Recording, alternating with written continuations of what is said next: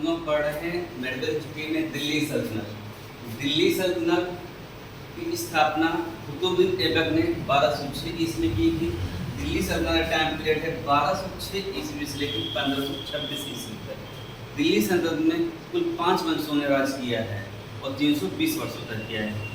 दिल्ली सल्तनत में जो 5 वंश राज करने वाले वो है प्रारंभिक तुर्क या गुलाम वंश, जिसका टाइम पीरियड है 1206 से 1290 ईस्वी तक। इसमें 11 शासकों ने राज किया है कुतुबुद्दीन ऐबक से लेकर ह्यूमर्स तक, और इसका जो पहला शासक है वो कुतुबुद्दीन ऐबक है और अंतिम है ह्यूमर्स। इसके बाद जो दूसरा वंश आता है उसका नाम है खिलजी वंश।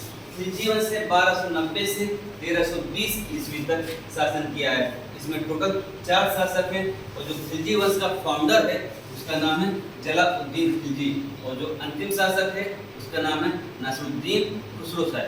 खिलजी वंश में एक शासक हुआ है अलाउद्दीन खिलजी, जो एक भारतीय मध्यकालीन इतिहास में एक अलग नाम रखता है। और अलाउद्दीन खिलजी के बारे में पद्मावत की कहानी जुड़ी हुई है, तमाम चीजें। सब शासक किसके? खिलजी वंश के। तुगलक वंश इसके बाद आता है। तुगलक वंश 1320 से 1414 ईस्वी तक करता है और 94 वर्ष का इसका शासनकाल है। इसमें 8 शासक होते हैं। पहला शासक है इसका गियासुद्दीन तुगलक और अंतिम शासक है इसका अलाउद्दीन, अंतिम शासक है इसका नसरुद्दीन महमूद। तुगलक वंश ऐसा वंश है जो दिल्ली सल्तनत में सबसे ज्यादातर शासन करता है 94 साल तक। और खिलजी वंश सबसे कम शासन करने वाला वंश है जो कि शासन करता है आपका 30 वर्ष तक। तुगलक वंश में ऐसे तो 8 शासक हैं, लेकिन ज्यादातर सवाल चाहे वो वनडे एग्जाम में हो चाहे सिविल सर्विस में हो, मेन उससे 3 लोगों से पूछे जाते हैं। जीएसटी यानी गियासुद्दीन तुगलक, एमबीटी यानी मोहम्मद बिन तुगलक और एफएसटी यानी फिरोज शाह तुगलक। गियासुद्दीन तुगलक वही है जिसका निजामुद्दीन औलैया से विवाद हो जाता है। निजामुद्दीन औलैया कौन है? सूफी संत हैं ये, उनसे विवाद हो जाता है और एक नारा होता है हुजूर दिल्ली दूरस्त, हुजूर दिल्ली दूरस्त, दिल्ली अभी दूर है। ये भी आपकी गियासुद्दीन तुगलक रहते हैं। मोहम्मद बिन तुगलक को इतिहास में बहुत विद्वान और पागल सुल्तान, संत सुल्तान के नाम से जाना जाता है, क्योंकि इसने 5 योजनाएं बनाई थी और ये अपने समय से कई उतार आ गया था, जिसका इसकी योजना असफल होती रही। इसके बाद सैयद वंश आता है। सैयद वंश का टाइम पीरियड है 1414 से 1491 ईस्वी तक। इसमें 4 शासक होते हैं। पहला फाउंडर इसका है खिज़्र खान और अंतिम शासक है अलाउद्दीन हसन शाह। सैयद वंश का स्रोत जो है उसका नाम है, एकमात्र स्रोत है सैयद वंश को जानने का, तारीख-ए-मुबारक शाही, जिसके राइटर हैं याहिया बिन अहमद सरहिंदी। और दिल्ली सल्तनत में अंतिम जो राज करता है वंश उसका नाम है लोधी वंश। लोधी वंश में 3 राजा बहुत ज्यादा इंपॉर्टेंट हैं, इब्राहिम पहला लोधी, सिकंदर लोधी, इब्राहिम लोधी। इब्राहिम लोधी लोधी वंश का अंतिम शासक होता है और दिल्ली सल्तनत का भी अंतिम शासक होता है। इन तीनों का राज्यत्व में अलग अलग अंतर था। पहला लोधी अपने सरदारों या सामंतों के साथ चटाई में बैठता है। सिकंदर लोधी जिसने आगरा शहर की स्थापना कर रखी है, सिकंदर लोधी उनके साथ व्यवहार तो अच्छा करता है, लेकिन वो कहता है कि यदि वो नहीं करोगे, सम्मान नहीं करोगे तो तुम्हें सजा मिलेगी। और इब्राहिम लोधी उनका अपमान भी करता है। इब्राहिम लोधी अंतिम लोधी वंश से 1526 ईस्वी में बाबर आता है और इब्राहिम लोधी को पानीपत की प्रथम युद्ध में 21 अप्रैल 1526 में इब्राहिम लोधी को पराजित करता है और दिल्ली सल्तनत को समाप्त करके मुगल वंश की स्थापना करता है। ये है पूरी दिल्ली सल्तनत का स्ट्रक्चर। यदि हम पार्टिकुलर दिल्ली सल्तनत के स्ट्रक्चर पर जाएं तो चर्चा करेंगे। उसका टाइम पीरियड 1206 से 1290। ऐबक फाउंडर है, संस्थापक है, रियल फाउंडर इल्तुतमिश है। इसके बाद ऐबक के बाद उसका बेटा आराम शाह आता है, वो 8 माह शासन करता है और आराम शाह की हत्या इल्तुतमिश कर देता है, जो कि ऐबक का दामाद है। और जब ऐबक सल्तनत में होता है उस समय इल्तुतमिश बदायूं का गवर्नर हुआ करता है। हत्या करने के बाद सत्ता किसके पास आ जाती है? इल्तुतमिश के पास। इल्तुतमिश सुल्तान का पद पैतृक बना देता है और इसके बाद उसका पुत्र रफुद्दीन फिरोज आता है, जो कि आलसी और ज्यादा योग्य आदमी है। सुल्तान बनने के लिए तमाम चीजें चाहिए, योग वो तमाम चीजें, और उसके बाद जो सारे गुण होते हैं सुल्तान के वो उसकी पुत्री रजिया सुल्तान में पाए जाते हैं। और इल्तुतमिश के टाइम पे न्याय मानने के लिए लाल वस्त्र पहन के आना पड़ता है। रजिया सुल्तान जनता से खुले तौर पे समर्थन मांगती है और रजिया सुल्तान जाके दिल्ली के शासन में विराज जाती है। इसके बाद इसका एक वंश और आता है बहराम साहब और अलाउद्दीन के बहराम साहब और अलाउद्दीन हसन साहब। अलाउद्दीन हसन जो ये शासक आ रहे हैं केवल नाम के शासक हैं, वंश परंपरा से चला रहे हैं, इनमें कोई ऐसी शक्ति नहीं है इतनी पुष्टि सुल्तान के पद को कैरी कर सके। इसकी हत्या बलबन, उसमें एक बलबन निकल के आता है, इल्तुतमिश तुर्कान एक चहलगाने का गठन करता है जिसे बोलते हैं 40 लोगों का समूह, और बलबन उसी समूह का एक व्यक्ति हुआ करता है। और बलबन उस समय उसकी ख्वाहिश राजा बनने सुल्तान बनने की, लेकिन तख्ता सुल्तान नहीं बन सकता, भले ही वंशज कमजोर हैं लेकिन नाम बहुत होता है। हम मुगलों पढ़ेंगे औरंगजेब के बाद जो वंशज हैं वो कमजोर हैं लेकिन उनका बाप दादा जो हैं अच्छे सख्त शख्सियत थे, जिसके नाते बलबन नसीरुद्दीन अलाउद्दीन हसन मसूद की हत्या करवा देता है और नासिरुद्दीन महमूद को सुल्तान बना देता है और यहाँ पर अपनी भूमिका निभाता है किंग मेकर की। बाद में नसीरुद्दीन महमूद से अपनी बेटी की विवाह कर देता है, जिसके नाते इसको पावर से ज्यादा मिल जाती है बलबन को, और बलबन खुद इसे कठपुतली बन जाता है नसीरुद्दीन महमूद और सारी सत्ता किसके हाथ में जाती है, बलबन के हाथ में। एक टाइम बाद दिल्ली का राजा बलबन रहता है और बलबन एक दिल्ली सल्तनत की इतिहास है, गुलाम वंश के इतिहास में बहुत धांसू करैक्टर है। और इसके बाद एक अंतिम अधिकारी आता है तिमुर, इसके लिए चर्चा धीरे धीरे पार्टी को एक एक कैरेक्टर की करेंगे। अब सवाल ये उठता है कि आखिर पूरे इतिहास को देखो, इतिहास में 3 भागों में डिवाइड करते हैं, एंशिएंट, मेडिवल, मॉडर्न। एंशिएंट में हम लोग पढ़ते हैं भाई एक सभ्यताएं आई, पाषाण काल में मानव आया, मानव ने सभ्यता की, सभ्यता में पहली सभ्यता आपकी थी, यदि हम नगरी सभ्यता की बात करें तो थी आपकी सिंधु घाटी सभ्यता। लेकिन यदि विश्व की प्रथम सभ्यता की बात करते हैं तो कौन सी सभ्यता है, मेसोपोटामिया की सभ्यता। मानव डेवलप हुआ, आखिर सवाल उठता है कि भाई मानव ने अपना यहाँ पे सभ्यताएं अपनाई और इसके बाद हम मौर्य काल के बारे में पढ़ते हैं, अशोक के बारे में पढ़ते हैं, अंत में जाके प्राचीन भारत में बचता है, प्राचीन इतिहास खत्म होता है। आखिर सवाल ये उठता है कि एक भारत जैसे हिंदुस्तान राज्य में जिसको सोने की चिड़िया और आभूषण तमाम धन संपदा थी, आखिर चंद लोग कुछ आक्रमणकारी कैसे भारत पर पूरे विजय पा लेते हैं। एक मौर्य वंश पावरफुल रहता है, उसके बाद जैसे जैसे जो राजा आते हैं उसके बाद चीजें उत्तरोत्तर काल के बाद डैमेज होती जाती है, केंद्रीकृत पावर सेंट्रलाइज्ड पावर कमजोर होता जाता है। और जब ये अटैकर आते हैं जो आक्रमणकारी आते हैं, इस समय भारत की स्थिति क्षणिक होती है और टूटी फूटी हुई होती है। यहाँ पर भारत पे अटैक देखा जाए तो सर्वप्रथम पहला मुस्लिम आक्रमण किया था मोहम्मद बिन कासिम ने 712 ईस्वी में, इसने अटैक किया था सिंध पे और इसने यहाँ पर ये लोगों पर जय जयकार लगा था और यहाँ से इसको इतना सोना मिला था कि इसने सिंध को नाम दे दिया था स्वर्ण नगरी। मोहम्मद बिन कासिम ने जय जयकार लगाया। जय जयकार क्या बोलता है, जय जयकार जो गैर ब्राह्मणों में लगता है, यानी जो आपके हिंदू वगैरह हैं उन पे जय जयकार लगाया गया था। इसके बाद अटैक करता है महमूद गजनवी। महमूद गजनवी भारत पर 17 बार आक्रमण करता है और इसका एक ही उद्देश्य होता है ज्यादा से ज्यादा धन यहाँ से लूटना। क्यों? क्योंकि यहाँ भारत में अपार धन था।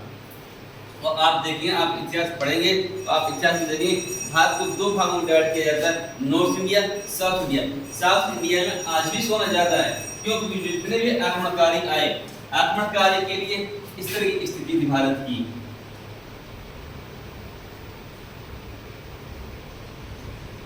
अब यहाँ पानी, यहाँ पानी, यहाँ पानी, यहाँ हिमालय पर्वत, तो सारा केवल एक ही रास्ता है आक्रमणकारियों के लिए यहाँ पे। अब जितने भी विदेशी आक्रमण हो रहे हैं सब यहाँ से आ रहे हैं, सिर्फ आते हैं ब्रिटिश यहाँ से। ब्रिटिश यहाँ से क्यों आते हैं? क्योंकि नेवी स्ट्रांग होती है, जल देना। और जो तुर्की अटैक आ रहे हैं इनके घोड़े होते हैं, घोड़े इनके, घोड़े में क्या होता है, घोड़े पर्वत पहाड़ में आराम से चल जाते हैं कंपेयर में हाथी के। आगे हम पढ़ेंगे आगे पृथ्वीराज चौहान और मोहम्मद गोरी पृथ्वीराज चौहान क्यों हार जाते हैं। उसमें एक फैक्टर ये भी होता है कि जो आपका युद्ध समाप्ति है उसका चयन करना। एक ही रास्ता बचता है, इसलिए यहाँ से अटैक होते रहते हैं और भारत की जो भौगोलिक स्थिति रहती है वो तीनों और 5 डिग्री एक ही रास्ता खुला हुआ है। जिस पर अटैक करता है महमूद गजनवी 17 बार अटैक करता है और इसका केवल एकमात्र उद्देश्य है कि भारत से ज़्यादा धन लूटना और अपनी गजनी जो उसका है एरिया उसको संपन्न करना। इसका सबसे प्रसिद्ध अटैक है सोमनाथ का अटैक जो 1025 ईस्वी में कहा जाता है और जो ये गुजरात में किया जाता है। यहाँ का अटैक बड़ा खतरनाक अटैक होता है। इसको यहाँ से इतना धन मिलता है अथाह और ये 17 ऊँट गाड़ियों में या बैलगाड़ी के लीजिए उसमें ले जाता है धन और धन में रास्ते में ले जाते समय अंतिम जो जाट होते जाट इस पर आक्रमण करते हैं और ये अंतिम आक्रमण करता है 17वां आक्रमण जाटों के विरुद्ध करता है। यहाँ पर किताबों में लिखा है कि जब महमूद गजनवी सोमनाथ मंदिर का आक्रमण करने जा रहा होता है तो वहाँ की जनता दोनों तरफ सड़क में लाइन लगा के खड़ी हो जाती है। उसको ये लगता है कि ये अब शंकर जी के वार करने जा रहा है और अब इसका पूरा समय आ चुका है, इसका अंत हो जाएगा। और महमूद गजनवी वहाँ आक्रमण करके ये सिद्ध करना चाहता है कि अंधविश्वास ये सब धार्मिक को कमजोर करना चाहता है और वो बड़ी आसानी से जाके सोमनाथ मंदिर पर अटैक कर लेता है।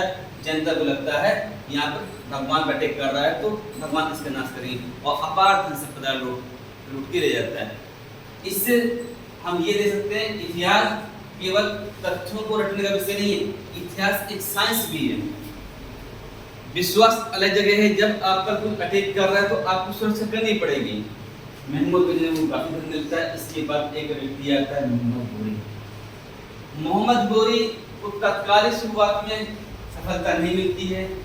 इसको सबसे पहले असफलता मिलती है, गुजरात की तरफ से आक्रमण करता है भारत पे और यहाँ पे भीम दुती इसका नाम है मूल राजदूती और अपनी विधवा माँ नायका के संरक्षण में मोहम्मद गोरी को हराता है और मोहम्मद गोरी की यहाँ पे भारत में पहली हार होती है, जिसके कारण ये वाला रास्ता पानी वाला रास्ता खत्म करके इसी रास्ते को अपनाता है जहाँ से तमाम प्रदेश से आक्रमणकारी आ रहे हैं। यहाँ से आता है पानी तराइन के प्रथम युद्ध में, तराइन का जो प्रथम युद्ध होता है 1191 ईस्वी, यहाँ पर इसका सामना होता है पृथ्वीराज चौहान से मोहम्मद गोरी का सामना। अब यहाँ तक की कंडीशन में जब मोहम्मद गोरी आ रहा है उस समय भारत की कोई ना कोई भौगोलिक स्थिति होगी। भारत की भौगोलिक स्थिति क्या कहती है यहाँ पे ये बता देते हैं।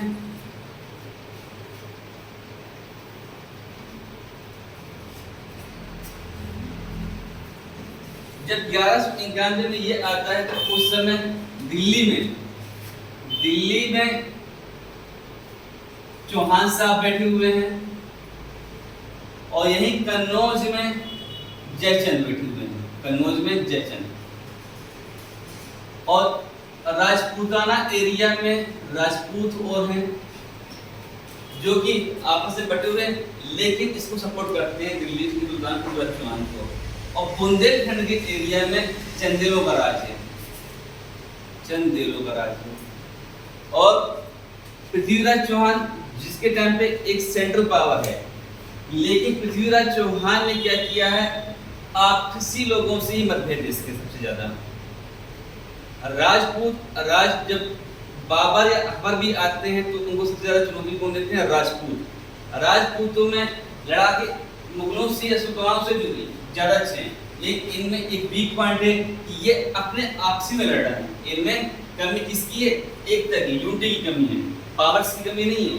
और जो मुगली आए हैं, तुर्की आ रहे हैं, इनका केवल एक ही उद्देश्य शासन करना किसी भी प्रकार से।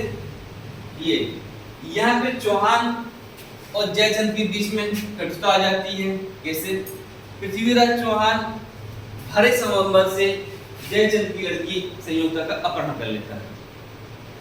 अब एक पिता के लिए उसकी बेटी का अपहरण कर लेना नागवार बात होगी।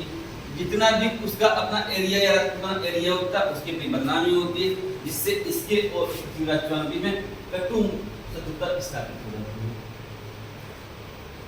यहाँ पर मोहम्मद गोरी अटैक करता है और जब पता चलता है जयचंद को मोहम्मद गोरी भारत पर अटैक करने वाला है तो जयचंद मोहम्मद गोरी को इनवाइट कर देता है, महाराज आओ और अटैक करो, चौहान का अंत करो। क्यों, चौहान की उसकी अपनी व्यक्तिगत है और मोहम्मद गोरी को सिर्फ भारत पर विजय पाना है। क्यों, तो मोहम्मद गोरी के भारत पे सुन रखा उसने अथाह धन संपदा है। यहाँ पर जयचंद इन्वाइट करता है मोहम्मद गोरी को, और मोहम्मद गोरी तराइन के युद्ध में 1191 में पृथ्वीराज चौहान की सेना और गोरी की सेना आमने सामने स्थित है। भीषण युद्ध होता है और मुंह की खानी पड़ती है मोहम्मद गोरी को। मोहम्मद गोरी हार जाता है। वो अपनी हार से इतना ज़्यादा शुद्ध हो जाता है, इतना ज़्यादा दुखी हो जाता है कि अपने शिविर से कुछ दिन तक तो निकलता ही नहीं। कैंप होते हैं उनसे कुछ दिन निकलते नहीं शिविर से, और शराब पीना बंद कर देता है, तमाम चीज़ें होती हैं। और फिर एक संकल्प लेता है, एक साल वो अपनी सेना पे काम करता है पूरी तरह से, हर प्रकार से। और वहाँ पे एक साल के बाद वो पुनः 1192 में उसी जमीन पे अटैक करता है जिसे बोलते हैं तराइन का मैदान। एक साल की तैयारी बाद वापस आ जाता है कौन? आपका मोहम्मद गोरी। यहाँ पृथ्वीराज चौहान और जयचंद के बीच में आपसी मतभेद हो चुके होते हैं। बेटी को भगा के ले गया था।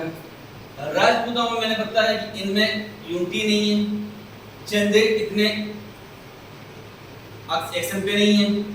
तराइन का युद्ध होता है 1192 में और दोनों सेनाएं आमने सामने होती हैं, और अंत में इतिहास अपने आप को खुद दोहराता है।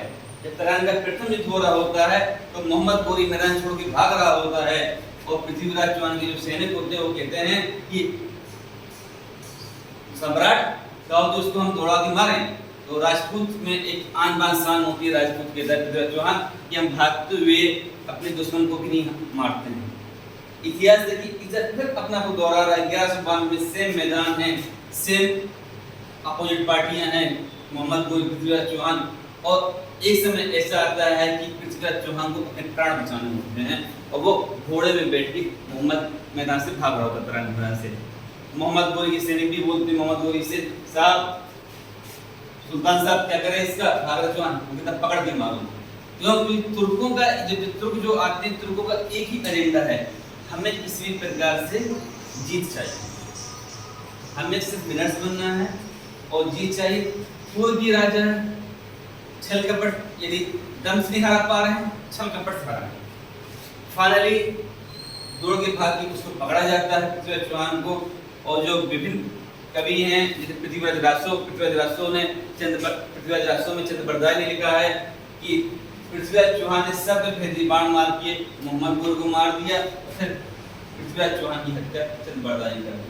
तमाम लोग ये कहते हैं विद्वान कि कुछ दिन तक उसको रखा गया और मोहम्मद साहब की सिक्कों में एक तरफ मोहम्मद साहब का नाम और एक तरफ पृथ्वीराज चौहान का नाम ये सिक्के चलते रहे हैं, और कुछ सालों बाद अंधा करके मार दिया गया। फाइनली ये है कि सत्ता पे अब कौन विराजमान हो गया? आपका मोहम्मद गोरी। मोहम्मद गोरी ने भारत पे शासन नहीं करना, उसको वहां से धन ले जाना है। ठीक, अब यहाँ पे हमने देखा किस प्रकार से उन्होंने शुरुआत करी अपने अटैक की। पृथ्वीराज चौहान को हरा देने से क्या हुआ, जो सेंट्रल पावर थी वो क्या हुई, डैमेज हो गई, और जो छोटे मोटे ये हैं ये आपस में लड़ रहे थे। अब यहाँ पे पावर्स में ये आ गए, गोरी वगैरह आ गए।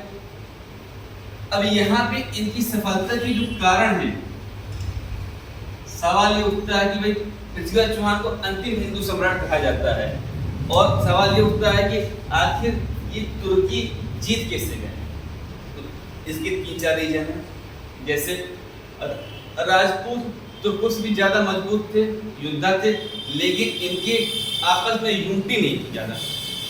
दूसरी बात, इनका लड़ाई करने का जो एक वो होता है प्रोटोकॉल एजेंडा, ये भागते हुए सैनिक पे वार नहीं करते थे, कोने निहत्ता है उस पे वार नहीं कर रहे थे। और जो तुर्की आए थे इनका एक ही उद्देश्य, हमको चाहिए जीत, छल हो, ताकत हो, कपड़ हो। और ये फंडा फार्मूला बाबर लगाते हैं, मोहम्मद से लगाते हैं। आप किसी की भी इतिहास पढ़ेंगे, अभी आप देखिए तालिबान वगैरह सब उन्होंने अफगानिस्तान को कब्जा कर लिया। यहाँ पर और इसमें एक चीज और होती है जो इस तरह के समान में हाथी वर्सेस घोड़ा।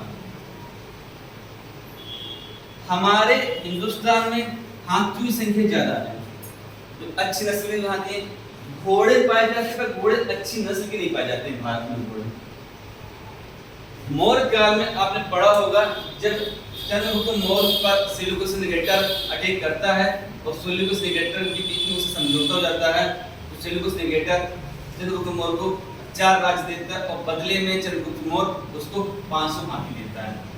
हम क्या गिफ्ट करेंगे? जो हमारे पास ज्यादा होगा। हाथी ऐसा समस्या होती है, हाथी विशालकाय जानवर है, लेकिन युद्ध के मैदान में यदि हाथी यदि उन्माद हो गया, उन्माद का मतलब उन्माद का पागलचित हो गया, तो अब उसको तो पूरी कुचल देना सेना को आपस में। अब वो ये डिसाइड तो नहीं करेगा कि भाई ये हमारी सेना है या दुश्मन की सेना है। घोड़े से क्या है? घोड़ा पर्वतों पहाड़ों में दर्रों में बहुत तेजी से भाग सकता है, हाथी उतनी तेजी से नहीं भाग सकता, छोटे मोटे सक्रिय से भागते हैं। ठीक। घोड़ और जब ये उन्माद हो जाता है तो आपसी की सेना में ही हाहाकार मचा देता है। घोड़ा उन्माद हो जाता है तो घोड़े को कंट्रोल किया जा सकता है, घोड़ा इतना ज्यादा डैमेज नहीं करेगा, तो घोड़ा हाथी से कम विशाल का जानवर है। तुर्कों की सफलता में एक रीजन ये भी कहा जाता है कि अच्छी नस्ल के घोड़े। फाइनली मोहम्मद गोरी ने भारत पर एक स्थापित कर लिया, इसकी स्थापना कर लिया। मोहम्मद गोरी की 3 उत्तराधिकारी रहते हैं, जिसका नाम रहता है कुबाचा, ऐबक, यल्दुज। ये क्या है? इसके गुलाम है। मोहम्मद गोरी की अपनी कुछ संतान होती। मोहम्मद गोरी अपनी पुस्तक में अपने कहता है कि मेरी कोई संतान नहीं है, फिर भी मेरे पास बहुत सारी संतानें हैं। उसका कहना होता है कि एक अच्छी संतान से अच्छा एक गुलाम का होना है जो विद्वान हो, कर्मठ हो, और मेरे पास तो बहुत सारे गुलाम और उन्हें 20 श्रेष्ठ करें, जिनमें आपके कुबाजा, ऐबक, यल्दुज, ये 3 श्रेष्ठ गुलाम होते हैं इसके। ऐबक, इन तीनों में आपसी विवाद होता है। मोहम्मद गोरी धन लेके वापस चला जाता है, सबको अपना डिपार्टमेंट बांध देता है, लेकिन धन का लालच आपस में झगड़ा करवाता है और फाइनली ऐबक में विजय हो जाता है और ऐबक लाहौर को राजधानी बनाता है और स्थापना कर देता है कुतुबुद्दीन दिल्ली सल्तनत की। कुतुबुद्दीन ऐबक, कुतुबुद्दीन ऐबक के बाद ये दिल्ली सल्तनत का स्थापक होता है। इसके बाद आता है इल्तुतमिश, जो कि रियल फाउंडर, और इल्तुतमिश भी कुतुबुद्दीन ऐबक का गुलाम है। बलबन भी इल्तुतमिश का गुलाम है। इसलिए पीसीएस 2016 में सवाल पूछा गया था, गुलामों का गुलाम किसे कहते हैं? बलबन विकल्प में नहीं था ना, गोरी गुलामों का गुलाम कौन हो जाएगा आपका? ऐबक गुलाम के साथ गोरी का है, इल्तुतमिश आंसर नहीं होता इल्तुतमिश, क्योंकि ऐबक किसका गुलाम है? गोरी का। यहाँ आकर यहाँ पे ऐबक ने अपनी स्थापना कर दी दिल्ली सल्तनत की। अब यहाँ पे ये जानने लायक है कि भाई जब ये हो गया और सैयद वंशी लोधी वंश में बताया था, इब्राहिम लोधी को हरा कर एक आक्रमण और होता है बाबर का। बाबर पानीपत के प्रथम युद्ध में 1526 21 अप्रैल को लोधी को हरा देता है, इब्राहिम लोधी को। और इब्राहिम लोधी एक मध्यकालीन में ऐसा राजा है जो युद्ध के मैदान में मारा जाता है बाबर से, और बाबर उसमें तोपों का चलन कर देता है। छोटी छोटी तोपें होती, कंधे में बाल थोड़ा और सेना में गई तोप लाता है और बाबर पानीपत के प्रथम युद्ध को हरा देता है। और जो दूसरा युद्ध होता है इसका खानवा का युद्ध 1527 में बाबर और राणा सांगा के मध्य वो ये तय कर देता है कि अब हमारे अंदर जो हम जिसकी अधीनता स्वीकार करेंगे वो मुगलों की करेंगे, और मुगल एक परंपरा स्टार्ट हो जाती है मुगलों की लंबे समय तक। हम जब इंटरव्यू में पढ़ते हैं तो एक बात की आती है कि भाई हमें ऊपर अटैक कई लोगों ने किया, तुर्कों ने अटैक किया, मोहम्मद गोरी के जरिए मुगल भी आए और बाद में अंग्रेज भी आते हैं, पर इन तीनों में से जो कम नुकसानदायक है वो कौन है? तो आंसर हो जाता है मुगल। क्यों? तुर्क आए, धन लेके चले गए वापस, मुगलों ने धन लगाया, मुगल भी अच्छे नहीं थे, और अंग्रेजों ने धन ले जाके ब्रिटेन में लगा दिया। और दादा भाई नौरोजी हिस्ट्री में पढ़े, दादा भाई नौरोजी कहते हैं कि गंगा का पानी निचोड़ कर और निचोड़ दिया गया कहाँ पे? लंदन की टेम्स नदी पर। गंगा भाई दादा भाई नौरोजी ने पहली बार पृथ्वी व्यक्ति आए, 20 रुपए आए आंकी गई थी। अब इनमें अंतर क्या है? मुगलों ने जो भी पैसा कमाया, शाहजहां ने ताजमहल बनवाया, ये किले बने, लाल किला बना, ये सब, इससे क्या आपका रेवेन्यू आ रहा, चीजें तो कहाँ रही आपके अंदर रही, इसलिए ये ज्यादा नुकसानदायक नहीं है। और एक इंटरव्यू सवाल पूछा जाता है कि अशोक महान की अकबर महान, इन दोनों में हो जाता है अशोक महान।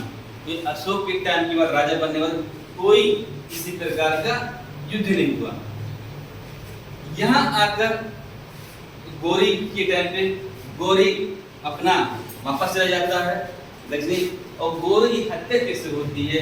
तो गौरी अपना नमाज पढ़ रहे होते हैं और खोखर जाति जो विद्रोह करते हैं उसकी हत्या करते हैं यहाँ पर, और यहाँ पर गौरी हत्या हो जाती है, और यहाँ पर कुतुबुद्दीन ऐबक की स्थापना करता है यहाँ। अब यहाँ से हमें एक चीज आगे बढ़ के देखना है कि एक फाउंडर कैसे बनते हैं, या तो समझ में आ गया आखिर कैसे कुछ लोग आए और उन्होंने भारत पर कब्जा कर लिया। अब यहाँ पर हम गुलाम वंश से देखेंगे तो गुलाम वंश का पहला व्यक्ति है कुतुबुद्दीन ऐबक। एक एक करके हम कैरेक्टर पढ़ते हैं।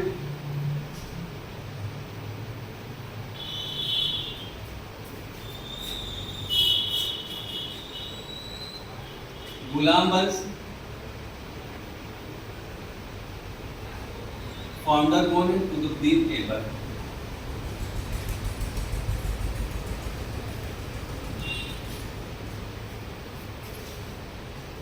जिसका टाइम पीरियड 1206 से 1210 तक ही रहता है, और पूरे गुलाम वंश का टाइम पीरियड रहता है 1206 से 1290 तक। कुतुबुद्दीन ऐबक के बारे में क्या है? कुतुबुद्दीन ऐबक आपका मोहम्मद गौरी का गुलाम है, यह बढ़ चुके हैं। कुतुबुद्दीन ऐबक की जो उपाधि होती है, उपाधि क्या है? लाख बख्श, पील बख्श, हातिम दुती, कुरान खान।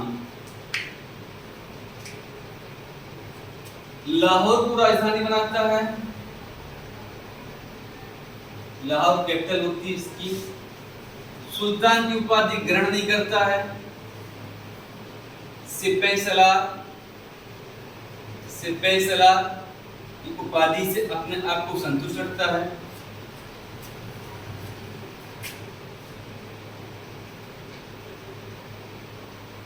कुतुबुद्दीन ऐबक और पोलो खेलते समय जिसे बोलते चौगान, घोड़े से गिरकर इसकी 1210 में मृत्यु हो जाती है। 1210 में इसकी मृत्यु हो जाती है। इसका स्थापत्य क्या रहता है? स्थापत में ये अजमेर में कुब्बत उल इस्लाम मस्जिद का निर्माण करवाता है। 2.5 दिन का झोपड़ा निर्माण करवाता है, और झोपड़े के पहले एक संस्कृत महाविद्यालय रहता है जो बिगड़े राज बिसल देव ने निर्माण करवाया था। ये है कुतुबुद्दीन ऐबक। कुतुबुद्दीन ऐबक ने 1206 ईस्वी में गुलाम वंश की स्थापना की, और यह इसके पास इतना टाइम मिला कि इसको और ज्यादा साम्राज्य बढ़ा पाते। 4 साल शासन में रहा, और 1210 में पोलो खेल जो होता है उससे घोड़े से गिरकर किसी राजा की मृत्यु हुई थी, तो वो व्यक्ति था कुतुबुद्दीन ऐबक। कुतुबुद्दीन ऐबक को उपाधि है लाखों का दान करता था। पील बख्श हाथियों दान करता था। हातिम दुती मतलब लोगों की बढ़ चढ़ कर मदद करना, बढ़ चढ़ करना। और कुरान खान अपने सुरीले शब्दों से ये कुरानों का उच्चारण करता था, जिसके नाते इसको ये उपाधि दी गई। कुतुबुद्दीन ऐबक जब सुल्तान बनता है तो लाहौर को राजधानी बनाता है, ना कि दिल्ली को राजधानी बनाता है। और सुल्तान का पद अपने आप को स्वीकार नहीं करता, वो सिपह सलार व मलिक की उपाधि धारण करता है। और यहाँ पर कुतुबुद्दीन ऐबक कम साल तक शासन कर पाता है, लेकिन वो स्थापत के क्षेत्र में बहुत ज्यादा काम करता है। और ये जो सबसे ज्यादा फेमस होता है, तो ये फेमस होता है स्थापत में कुतुब मीनार के निर्माण में। कुतुब मीनार का निर्माण, और कुतुब मीनार का निर्माण ये करवाता है सूफी संत कुतुबुद्दीन बख्तियार काकी की याद में। कुतुबुद्दीन बख्तियार काकी की याद में ये इसका स्थापना का निर्माण करवाता है। यह सूफी संत कहलाते हैं। हम अभी इसी मध्यकालीन इतिहास में एक चैप्टर होता है सूफी आंदोलन और भक्ति आंदोलन। सूफी का अर्थ होता है सफा और पवित्र, यानी कि इसके मासूसी से इस हकीकी की ओर बढ़ना, ईश्वरीय प्रेम से मानवीय प्रेम की ओर बढ़ना। और सूफी संत जो है उनका एक ही उद्देश्य है, ज़्यादा से ज़्यादा लोगों को प्रेम करना और जिसके मदद से ईश्वर से प्रेम करना। और इनके भक्ति की एक अंतिम चरण होता है फना। फना का अर्थ हो जाता है अल्लाह में विलीन हो जाना। सूफी संत का जो फना, जैसे हम लोगों के अपने भक्ति आंदोलन में हिंदुओं के, जैसे मीराबाई थी, मीराबाई कृष्ण की भक्ति में मग्न हो गई थी और कृष्ण को ही अपना प्रीतम पति मानने लगी थी। सफर जो सूफी आंदोलन की जो फना होती है, उसमें जो संत होते हैं वो पूरी तरह से उनके और ईश्वर के अल्लाह के बीच में कोई नहीं होता। जैसे इनको राजा का धन चाहिए ना कुछ, जैसे निजामुद्दीन औलिया। निजामुद्दीन औलिया सिर्फ एक ऐसे सूफी संत हैं जो अविवाहित थे, जिन्होंने 7 सुल्तानों का शासन देखा है। और निजामुद्दीन औलिया के साथ साथ उनके एक शिष्य थे अमीर खुसरो। आप दिल्ली में जाएंगे, उनकी दरगाह बनी है दिल्ली में, और उसी पल अमीर खुसरो दरगाह बनी थोड़ा आगे चल के उसी कैंपस में। और हैरानी बात है, अमीर खुसरो को अपने संत निजामुद्दीन औलिया से इतना प्रेम था कि उनकी मृत्यु के बाद वो दूसरे दिन अपने प्राण ही त्याग देते हैं। और निजामुद्दीन औलिया जो विशेषज्ञ थी, उनको विशेषज्ञ थी अपनी हड्डी योग प्रथा की, तो सांस रोक का भी अपना उसमें एक्सपर्ट थे। तो सूफी संत कुतुबुद्दीन बख्तियार काकी की याद में ये निर्माण करवाते हैं कुतुब मीनार का, कुतुबुद्दीन ऐबक। लेकिन निर्माण पूरा नहीं हो पाता है और कुतुबुद्दीन ऐबक की मृत्यु हो जाती है। इल्तुतमिश फिर कुतुब मीनार का पूरा करवाते हैं। लेकिन फिरोज शाह तुगलक के टाइम पे जो तुगलक वंश का शासन रहता है, बिजली गिरने के कारण इसकी 5 मंजिलें होती, ऊपर की मंजिलें इसकी डैमेज हो जाती हैं। तीसरी चौथी मंजिल फिरोज शाह तुगलक काम करवाता है। टोटल मंजिल जो होती हैं कुतुब मीनार की 5 मीनारें होती हैं। और यहाँ पे इसके अलावा जो स्थापक करवाता है वो करवाता है कुव्वत उल इस्लाम मस्जिद का निर्माण करवाता है। कुव्वत उल इस्लाम मस्जिद का निर्माण करवाता है और 2.5 दिन का चोपड़ा। आज दिन के चोपड़े में क्या करवाता है, यहाँ पे पहले संस्कृत महाविद्यालय होता है। अब जो ये आए मुस्लिम आक्रमणकारी, अब आप देखेंगे हर एक बड़े जगह पे जहाँ इन्होंने मंदिरों को तुड़वाया, आप ध्यान से देखिए मंदिरों का स्थापन इस प्रकार का होता है और मुगलों का सेम ऐसी होता है, सिर्फ त्रिकोण और गुंबद का अंतर होता है। आप खुद सोचिए, जो राजा महाराजा आए 4-4, 6-7 शासन में, यदि वो पूरी तरह से मस्जिद का निर्माण करने लगे तो एक मस्जिद बनने में ही सालों लग जाएंगे। और जब कुछ शासन करता तो हर प्रकार से परिवर्तन करता है, चाहे वो राजनीतिक हो, सामाजिक हो, आर्थिक हो, चाहे सांस्कृतिक हो। इन लोगों ने भी यही किया था। ये त्रिकोण हटा दिए गए। आप पढ़ेंगे, जब पढ़ाया जाएगा आपको हिंदू मुस्लिम स्थापत्य कला, उसमें बताया जाता है कि जो ये मेहराब गुंबद होते हैं, इनके आधार एक ही ऊपर से इनको हटा दिया गया था, जिसे आप चर्चा में रहा है बाबरी मस्जिद का केस। फाइनली यहाँ पे जो कुतुबुद्दीन ऐबक निर्माण करवाते हैं, ये करवाते हैं इसका आपकी क्या कहते हैं, आज इनका चोपड़ा बनवा देते हैं। यहाँ पे एक संस्कृत महाविद्यालय रहता है जो कि बिगड़े राज विश्व का बना है। और 1210 में वो लोग खेल खेलते हुए कुतुबुद्दीन ऐबक घोड़े से गिर के उनकी मृत्यु हो जाती है। अब यहाँ तक कुतुबुद्दीन ऐबक हो गया। कुतुबुद्दीन ऐबक के बाद इसमें आते हैं जो दूसरे राजा है, वो आता है महाराजा इल्तुतमिश। कुतुबुद्दीन ऐबक और इल्तुतमिश के बीच में कुतुबुद्दीन ऐबक का लड़का जो है आराम शाह भी राज करता है। और आराम शाह केवल 8 माह शासन कर पाता है, क्योंकि आराम शाह 8 माह शासन करता है। आराम शाह ज्यादा आलसी प्रवृत्ति व्यक्ति है, इसीलिए आराम शाह की हत्या कर देता है इल्तुतमिश। और इल्तुतमिश कुतुबुद्दीन ऐबक का वो है, क्या कहते हैं, आपका दामाद भी है और गुलाम भी रहा है। इल्तुतमिश कुतुबुद्दीन ऐबक की बेटी से शादी कर लेता है और विवाह कर लेता है। कुतुबुद्दीन ऐबक विरोध करना चाहते भी तो नहीं कर पाते। क्यों? क्योंकि कुतुबुद्दीन ऐबक ने देखा था कि जयचंद और पृथ्वी चौहान का मामला, पृथ्वीराज चौहान ने जयचंद की पुत्री का अपहरण किया। ठीक, अब कुतुबुद्दीन ऐबक दामाद के रूप में स्वीकार कर लेते हैं इल्तुतमिश को, और इल्तुतमिश आराम शाह की हत्या करके सत्ता पा जाता है। और जो कि इल्तुतमिश आपका उस समय बदायूं गवर्नर रहता है। अब हम देखेंगे इल्तुतमिश के बारे में। इल्तुतमिश के बारे में क्या क्या है, ये सब। इल्तुतमिश एक ऐसा प्राणी है वह सुल्तान में दिल्ली सुल्तान के जो सुल्तान का पद पैतृक कर देता है। इल्तुतमिश तुर्कान एक चेहलगानी का गठन करता है। तुर्कान एक चेहलगानी का गठन करता है। इल्तुतमिश वो शासक है जो एकता की स्थापना करता है।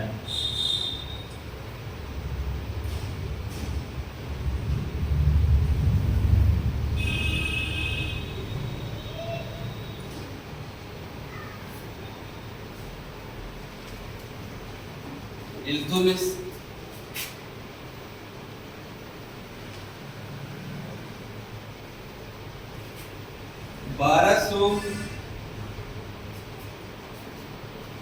के लिए 10 में इसकी मृत्यु हुई। 1211 को 8 माह उसके शासन में किया। 1236 ईस्वी तक रहता है। इसे शेखों का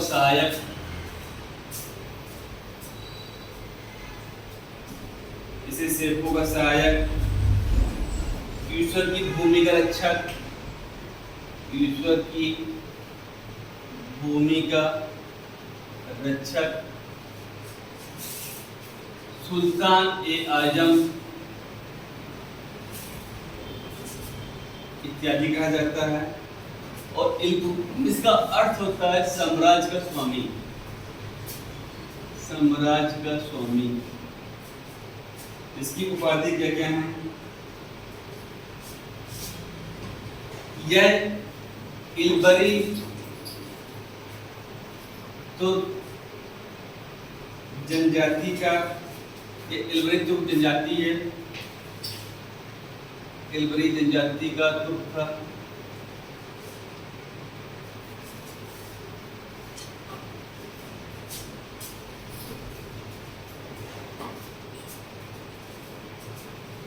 इसने जो मेन काम किया है वो क्या है? सुल्तान के पद को वंशानुगत कर दिया।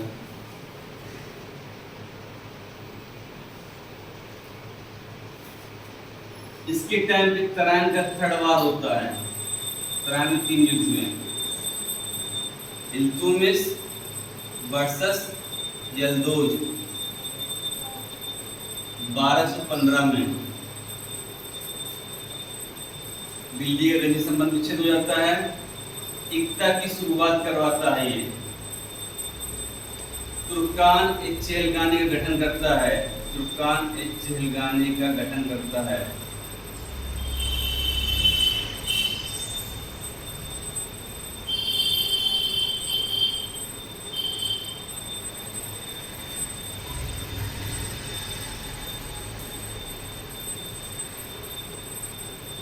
महान मुद्रा विशेषज्ञ टंका व जीतल चलवाता है। ये टंका व जीतल और मंगोलों से दिल्ली की रक्षा करता है। दिल्ली की रक्षा करता मंगोलों से।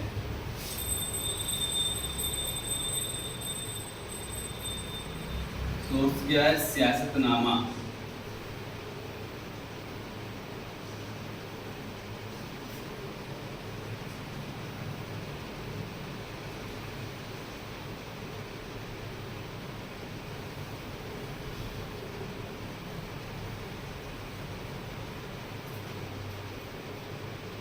पहला दोआब में आर्थिक महत्व समझा। दोआब में आर्थिक महत्व को समझा।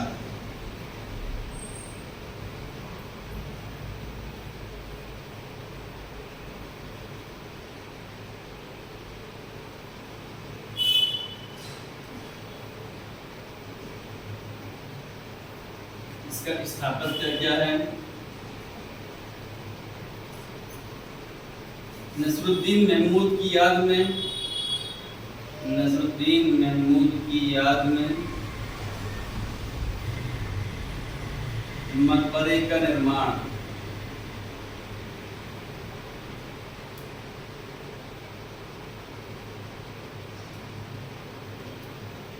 पहला निर्मित मकबरा था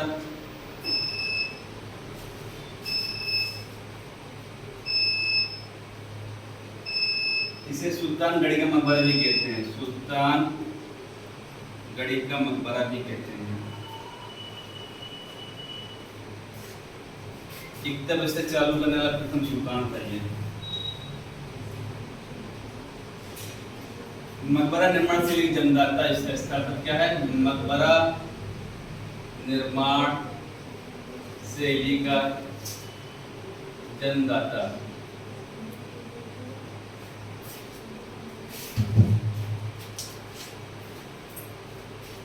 जब कुतुबुद्दीन ऐबक की मृत्यु हुई 1210 में, उस समय इल्तुतमिश बदायूं का इक़्तिदार था, गवर्नर था, और जो कुतुबुद्दीन ऐबक का लड़का आराम शाह था वो 8 माह शासन करता है, जिसकी हत्या करवा देता है आपका कौन?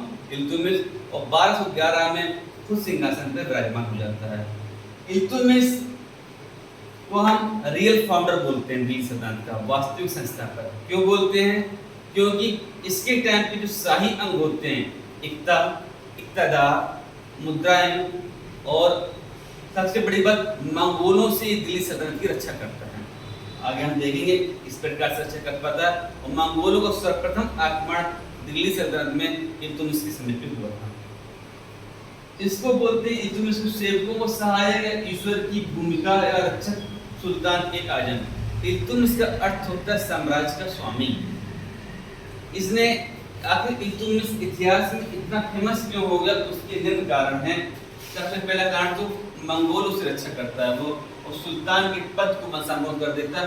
अब इसके बाद जो इसके खुद के अपने बेटे बेटी हैं वो राजा बनेंगे, और इसके टाइम पे तुरंत का थर्ड वार होता है। आपको बताया था एक यल्दोज सत्ता की चुनौती देता है इल्तुतमिश को। यल्दोज क्या है? कुतुबुद्दीन ऐबक के साथ का आदमी है, इल्तुतमिश को दबाना चाहता है, और 1215 में एक तरह में तीसरा युद्ध होता है। हम लोग 2 युद्ध पढ़ते हैं, लेकिन तीसरे 2 युद्ध बहुत इंपॉर्टेंट है। दूसरे युद्ध के बाद ही ये सब आए हैं। 1215 ईस्वी में युद्ध होता है, और इसके बाद दिल्ली का गजनी से संबंध विच्छेद पूरी तरह खत्म हो जाता है। इल्तुतमिश लाहौर की जगह दिल्ली को राजधानी बनाता है। आराम शाह को जद की लड़ाई में पराजित कर देता है, सुल्तान के पद को मनसूब कर देता है, और दिल्ली सल्तनत का सर्वप्रथम सुल्तान वो है जो इक्ता व्यवस्था चलाता है। और इक्ता व्यवस्था का स्रोत एकमात्र सियासतनामा। इक्ता कहलाती क्या है? इक्ता मतलब हम किसी को जमीन दे दी, अब वो उसके जो रेवेन्यू वगैरह होगा वो इससे आएगा राजा को। इसके बाद सबसे बड़ी बात है तुर्कान ए चेलगानी का गठन करता है कौन? इल्तुतमिश। इसका अर्थ होता है 40 गुलामों का एक समूह जो कि आपके सुल्तान की रक्षा करेंगे। हैरत की बात है बलबन भी इसी का ही एक सदस्य है, और जब बाद में बलबन सत्ता में आता है तो बलबन सबसे पहला काम यही करता है तुर्कान ए चेलगानी को समाप्त कर देना। क्यों? क्योंकि बलबन ही जानता है तो राजा की जो पावर्स है वो किसके अंदर है? तुर्कान ए चेलगानी। जो आप किसकी पावर का समझेंगे? चलो, इंदिरा गांधी की हत्या करने वाले कोई बागी नहीं थे, इंदिरा गांधी के अपने बॉडीगार्ड ही थे। इंदिरा गांधी की हत्या की गई थी, इंदिरा गांधी के बॉडीगार्ड उसके अपने बॉडीगार्ड थे, उन्होंने हत्या कर ली थी। अब एक सुल्तान की सबसे ज्यादा नजदीक कौन होगा? जो उसके अपने संगठन से समूह होगा। बलबन इसी का सदस्य था। बलबन अच्छे से जानता था कि सत्ता में बने रहना है तो अपने आप को मजबूत करने के लिए जो आपकी ये गठन है इनको समाप्त करना है। तो ये जो साजिशें रची जाती हैं वो यही से रची जाती थी। इल्तुतमिश महान मुद्रा विशेषज्ञ था। ये टंका और जीतल दो मुद्राएं चलाता है, और यह इसकी समय पे न्याय मांगने के लिए एक परंपरा की लाल वस्त्र धारण करती है, और जो काजी होते हैं वो निर्णय देते थे, लेकिन अंतिम निर्णय जो होगा वो सुल्तान का हुआ करता था। जैसे वर्तमान अवस्था में यदि हाई कोर्ट भी निर्णय, लोअर कोर्ट दे रही, हाई कोर्ट दे रही, सुप्रीम कोर्ट दे रही, अंतिम व्यक्ति प्रेसिडेंट होता है। इसी प्रकार इसमें सुल्तान भी अंतिम व्यक्ति हुआ करता था निर्णय का। और ये सबसे बड़ा खास बात होती है मंगोलों से अच्छा कर लेता है। इसके पीछे क्या बात है?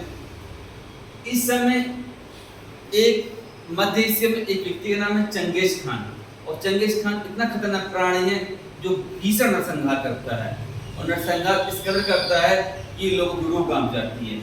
यानी यदि कोई प्रेग्नेंट वुमन है उसको मारे उसके बच्चे को भी मार देगा करवा के। और इसने एक मंगेर चंगेनी को इसका विवाद हो तो वो भाग के आ गया था इल्तुतमिश के पास। इल्तुतमिश के पास आ गया इल्तुतमिश ने कह दिया रण मांगी, इल्तुतमिश ने रण दे दी। जब शाम को खाना खाने बैठे इल्तुतमिश ने पूछा तुम्हें कौन भगा रहा था? इसने कहा मरनी ने Genghis Khan. Iltutmish Genghis Khan से बेवजह शत्रुता लेना नहीं चाहता था, क्योंकि चंगेज खान एक खूंखार प्रजाति के प्राणी थे मंगोल पे। मंगोल होते क्या हैं? मंगोल मध्य एशिया में एक असब और बर्बर जनजाति होते हैं। इन्हें मार काट से कोई ज्यादा दर्द नहीं होता, इनके अंदर नैतिकता का अभाव पाया जाता है। हालांकि ये अपनी माँ के प्रति समर्पित होते हैं, माँ के प्रति अपना सम्मान के भाव देते हैं। बाकी एकदम अजीब, जैसे आप बाहुबली फिल्म में देखा होगा, लास्ट में जो विलन आता है खूंखा टाइप का, उसी टाइप की प्रजाति होती है। और चंगेज खान का वो ना था, चंगेज खान वगैरह जब युद्ध की जाती तो मार देते थे, तो जो खोपड़ी होती है खोपड़ी वो भाले से भर दिया करते थे पूछ के, और सिरों को एक दुर्ग बनाया करते थे सिरों को।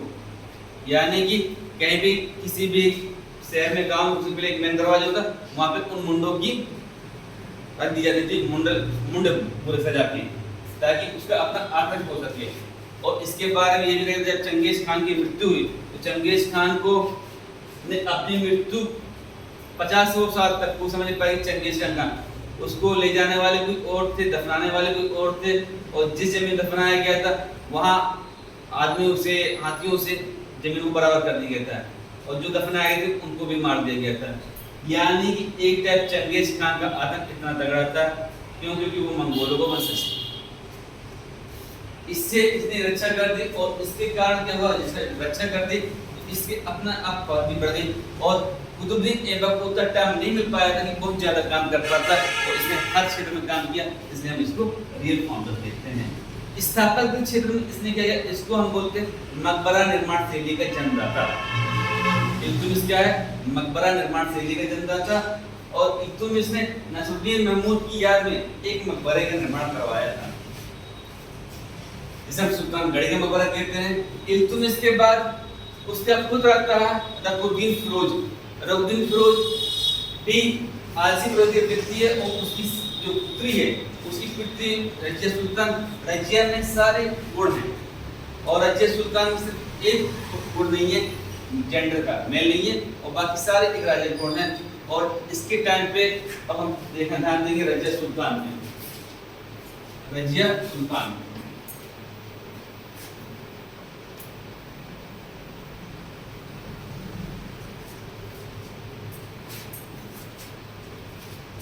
रजिया सुल्तान दिल्ली की प्रथम महिला सुल्तान है, लेकिन दिल्ली की गद्दी प्राप्त करना इसके लिए इतना सहज नहीं था। क्यों? क्योंकि जो ये सुल्तान चेलगाने के सदस्य थे, ये किसी भी महिला के अंडर पे काम करना चाहते नहीं थे, इसे बोलते हैं एक जेंडर सोच अपनी। और रकुद्दीन फिरोज इतना नहीं था ताकतवर कि वो रजिया की अपनी इच्छा थी सुल्तान बनने की। रजिया और उस समय इल्तुतमिश के टाइम पे जिस व्यक्ति को ज्यादा न्याय चाहिए होता तो लाल वस्त्र धारण थे।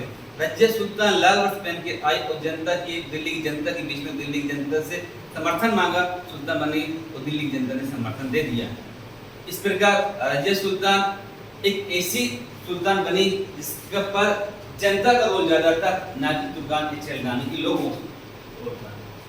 अब जब ये सुल्तान बन गई रजिया सुल्तान, तो इस पर जो तुर्कान के चेलगानी जो इससे नाखुश थे, इसने इसकी चरित्र चरित्र पे उंगलियां उठाना शुरू कर दी।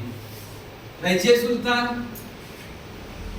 जब बनी तो इसने अल्तुनिया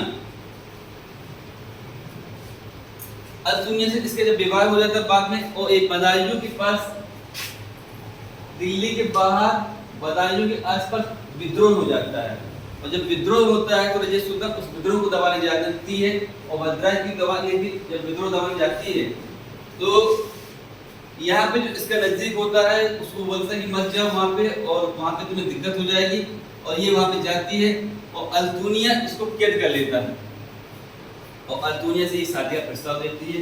और उस समय तक दिल्ली में जो होता है बहराम खान शासन सत्ता में बैठ चुका है।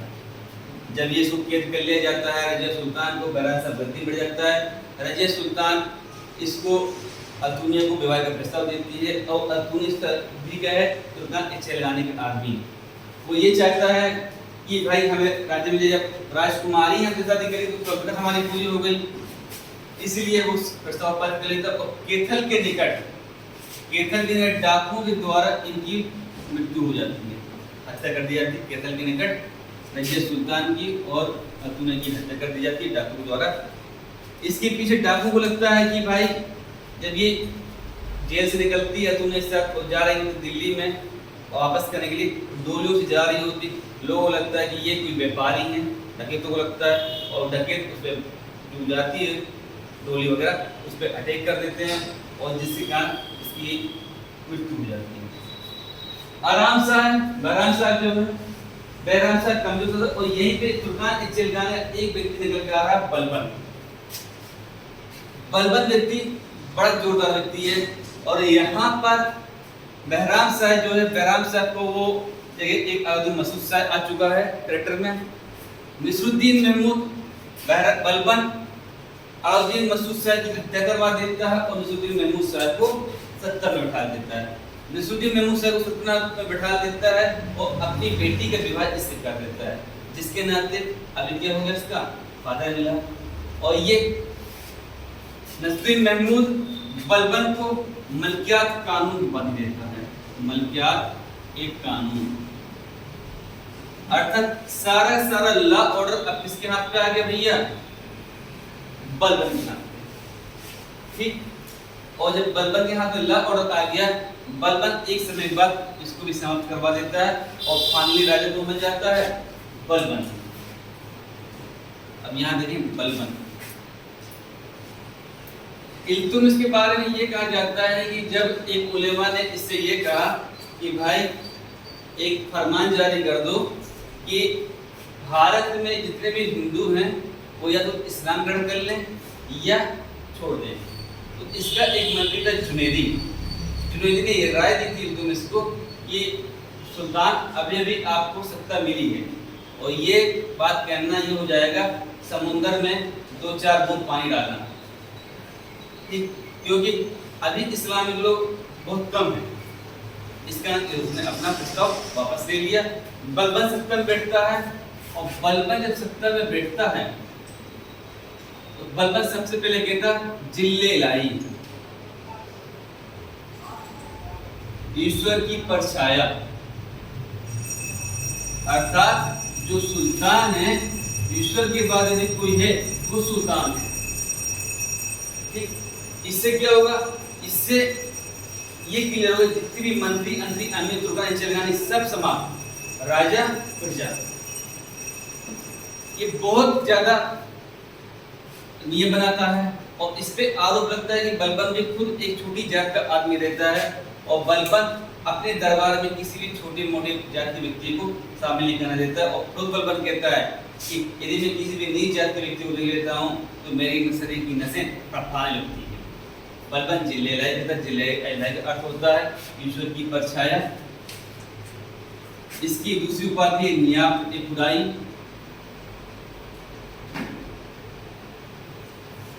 नियाब ए खुदाई। उल्गू खान इसका नाम है, उल्गू खान।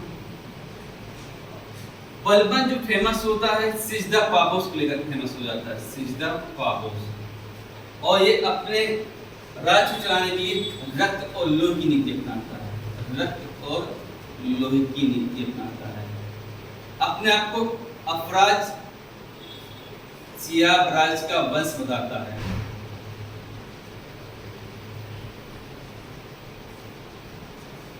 एक व्यवहार स्टार्ट करवाता है नवराज फेस्टिवल।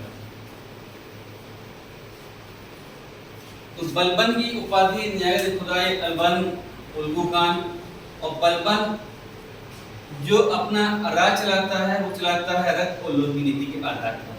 वो सबसे ज्यादा न्याय पे बल देता है और दरबार में हंसी मजाक बंद कर देता है। एक पोशाक हो जाती है, उसी पोशाक में व्यक्ति रहेगा। बलबन हंसी मजाक को बर्दाश्त नहीं करता, बलबन चलाता है सिजदा और पापोस करता है। सिजदा क्या होता है, भूमि पे लेटकर अभिवादन करना। पापोस होता है घुटने के बल बैठकर उसकी मतलब अंगूठी छूना। ठीक, सिजदा दंडवत प्रणाम करना, पापोस घुटने बल बैठ के सिजदा करना। इससे ये हो जाता है जब व्यक्ति आप किसी व्यक्ति पैर छूते हैं तो उस व्यक्ति की प्रति ऑटोमेटिक आपके अंदर सम्मान के भाव जागृत हो जाएंगे। जितने भी सीख जीते इस सबको बोल देता है। और बलबन इतना कड़ी पर्सनालिटी होता है कि इसके टाइम पर एक व्यापारी होता है, वो कहता है सर मैं बलबन से मिलना चाहता हूँ, बलबन मुझसे मिले, मैं अपनी पूरी जिंदगी भर की कमाई बलबन को सौंप दूंगा। बलबन कहता है मैं एक व्यापारी के मुख्य से नहीं मिलना चाहता। यानी इस टाइप की पर्सनालिटी थी। लेकिन ये जब मरता है 40 दिन तक दिल्ली के लोग यहाँ चूल्हे नहीं जलते हैं। 40 दिन तक दिल्ली के लोग चूल्हे नहीं जलते हैं और जनता जो पुरुष वर्ग होते हैं अपने शरीर के कपड़े फाड़ते हैं और मिट्टी को शादी में लगाते जाते हैं। आखिर ऐसा कैसे है? जब व्यक्ति इतना ज्यादा बता रहा है, इतना महिमा मंडन कर रहा है, तो ये बलबन की खास शक्ति न्याय। इसका एक मंत्री था और मंत्री शराब की नशे में एक अपने चौकीदार को मार डालता है, थोड़े मार डालता है। उसकी विधवा इसके पास जाती है, बलबन के पास, और न्याय की मांग मांगती है। बलबन आदेश देता है और बलबन का वो मंत्री अच्छा खासा मंत्री था। बलबन आदेश देता है कि हर एक चौराहे में 50 कोड़े मारे जाएं और इसके बाद इस मंत्री को उस महिला की चरणों में छोड़ दिया जाए, वो चाहे उसकी प्राण बख्श दे और चाहे उसकी प्राण दे दे। उस मंत्री को खुले आम कोड़े मारे जाते हैं, वो धन देकर उस महिला से अपने प्राण की भीख मांगता है, जिसके नाते पूरे न्याय के कारण बलबन लोकप्रिय राजा हो जाता है। यानी कि आप कठोर तो हैं, लोकप्रिय होते। जैसे योगी साहब कई चीज नियम बनाए, कुछ लोगों के लिए लोकप्रिय हैं, कुछ लोगों के लिए अलोकप्रिय हैं। एक राज्य में तमाम वो होनी चाहिए करते हैं। बलबन सर्वप्रथम दिल्ली सल्तनत का राजा जो किले का निर्माण करवाता है। बलबन गुप्तचर विभाग की स्थापना करवाता है, जैसे बोलते हैं बरीद के मुबालिक अधिकारी। बलबन के बारे में एक कथन बहुत फेमस है कि बलबन एक मलिक होते हुए खान हो गया और खान से वह सुल्तान बन गया। और इसके बाद दिल्ली सल्तनत में जो अंतिम राजा बनता है बलबन का कीमत। बलबन का एक लड़का रहता है बोगरा खान, दो लड़के रहते हैं उसकी वजह से। तो बोगरा खान बलबन को बहुत ज़्यादा प्रिय होता है। इन मंगोलों अटैक में मोगरो खान की वो हो जाती है, मृत्यु हो जाती है। और बलबन जब राजा बैठता है तो दिल्ली के आसपास के जंगल है वो को वहाँ को साफ करता है। क्यों? क्योंकि जो कुओं में महिलाएं भरने आती थी तो जो मवेशी हो करते थे उनके साथ छेड़छाड़ किया करते थे। बलबन ने सबसे ज्यादा बल दिया तो न्याय व्यवस्था पे बल दिया है। और बलबन अपना इन ग्रामों में जहाँ वो कठोरता अपना रहा है, वो दरबार में हंसी दे रहा है, पोशाक अपना है, लोगों से मिल ही रहा है, उसके कारण इसलिए बलबन लोकप्रिय हो जाता है न्याय व्यवस्था के कारण। और क्यूमस आता है, क्यूमस को अपना मर जाने पर फिर पूरा इसके बाद आदि जिला की स्थापना हो जाती है। इस प्रकार ये एक गुलाम वंश होता है। हम पूरे इतिहास में ये देखते हैं, प्राचीन काल जब पढ़ते हैं तब सम्राट होता है, ये सुल्तान होता है, और जब ये मुगल पढ़ेंगे तो मुगल में आ जाएगी बादशाह। और जब अंग्रेज पढ़ेंगे अंग्रेजी में लिखा जाता है लॉर्ड यानी स्वामी। जब हम पढ़ते तो अंग्रेजों क्या बोला करते? लॉर्ड या स्वामी। ये तीनों चीज सभी साथ बदल रही है। प्राचीन टाइम के राजाओं को हम सम्राट बोला करते थे, जब दिल्ली सल्तनत में आते तो सुल्तान बोलते हैं, और बादशाह। सुल्तान के ऊपर खलीफा होते हैं जो इनको दस्ते से मुक्ति देते हैं। तो गुलाम वंश को विद्वानों में ये भी कहा जाता है गुलाम वंश के अलावा भी इसकी शुरुआती राजाओं को छोड़ दिया तो ये अपनी दस्ते से मुक्ति पा चुके थे। इस तरह का गुलाम वंश ये काम करता है। और गुलाम वंश में जो मेन राजा हैं आपके ऐबक, इल्तुतमिश, बलबन, इससे सवाल ज़्यादातर पूछे जाते हैं। और यहाँ पे ही बात फिर 1526 में पानीपत का प्रथम युद्ध होता है और बाबर मुगल वंश की स्थापना कर देता है, जिसकी चर्चा हम करेंगे अपनी अगली क्लास में। धन्यवाद।